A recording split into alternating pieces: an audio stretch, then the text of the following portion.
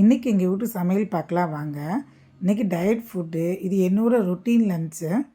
2 சப்பாத்தி, 1 கப்பில் ஆலு மட்டர் கிரேவி, இது beetroot carrot பொரியல்,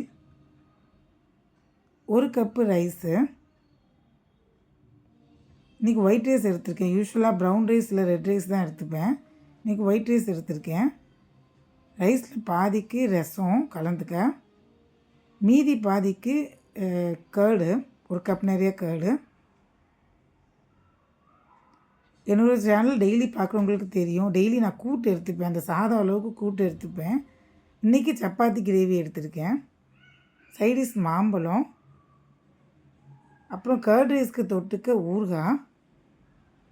இதான் இன்றைக்கி என்னோடய லன்ச் மெனு. தேங்க்ஸ் ஃபார் வாட்சிங்.